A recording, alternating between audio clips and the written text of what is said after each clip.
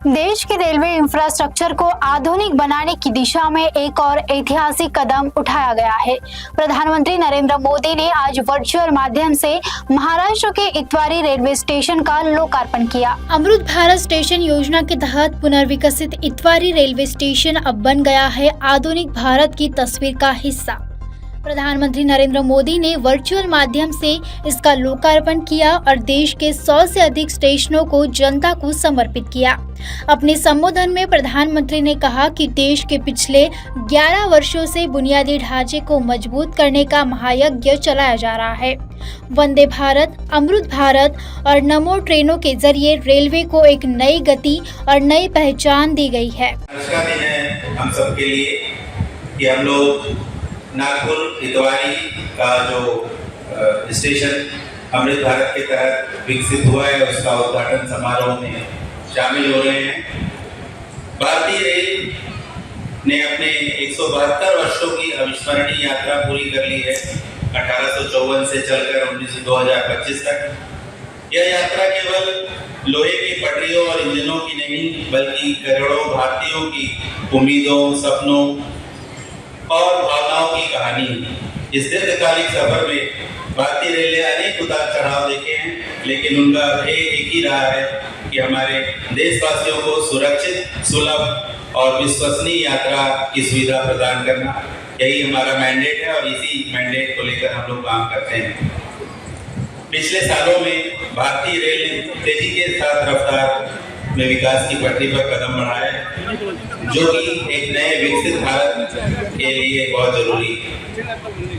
Amrit Bharat station योजना, जैसा कि मेरे पूर्व वक्ता ने बताया, कि एक प्रधानमंत्री मोदी जी का एक ड्रीम प्रोजेक्ट है, जिसमें उन्होंने स्टेशन को एक स्टेशन न समझ के, एक यात्रा करने वाला ठहराव न समझ के, उस शहर की संस्कृति, उस क्षेत्र की संस्कृति, उस पूरे क्षेत्र के जनता की जो भी उम्मीदें हैं उनको पूरा करने वाला स्टेशन मान के बनाया है। और इसी कड़ी में SCCI में मैं माननीय मुख्य अतिथि को बताना चाहूँगा कि 15 स्टेशनों का कायाकल्प किया जा रहा है, जिसमें आज 5 स्टेशनों का माननीय प्रधानमंत्री जी के कर कमलों से उद्घाटन होगा, जिसमें से 3 महाराष्ट्र के हैं, एक छत्तीसगढ़ का है डोगरगढ़ और एक मध्य प्रदेश का है शिवनी।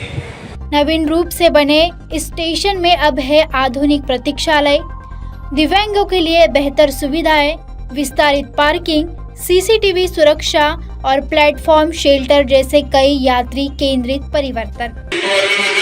पहले कैसा था और आज जो परिवर्तन बड़े पैमाने पर डेवलपमेंट के माध्यम से हुआ है, मैं सही मायने में रेलवे के सभी अधिकारियों का, सभी प्रमुखों का मनपूर्वक अभिनंदन और स्वागत करता हूँ, क्योंकि सर ये इतवारी रेलवे स्टेशन से हमारी सभी लोगों की नसें यहाँ पर जुड़ी हुई है। हम उस जमाने में गिल्ली डंडा खेलने आते थे, क्रिकेट खेलने आते थे और हमारा घर यहीं पर बाजू में था और रात को यहीं सो जाते थे।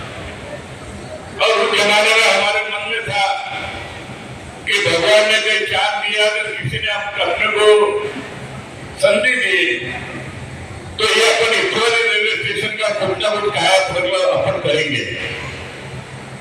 हम लोगों को सबको समझ मिले और इतवारी रेलवे स्टेशन के बारे में जितना भी डेवलपमेंट हो, जितना भी यहाँ पर सुविधा हो, उस संदर्भ में सबसे ज्यादा लेटर देने का काम नहीं किया। प्रधानमंत्री ने देशवासियों से अपील की है कि इस सार्वजनिक संपत्ति को अपना समझे और स्वच्छता व देखभाल में अपना योगदान दे।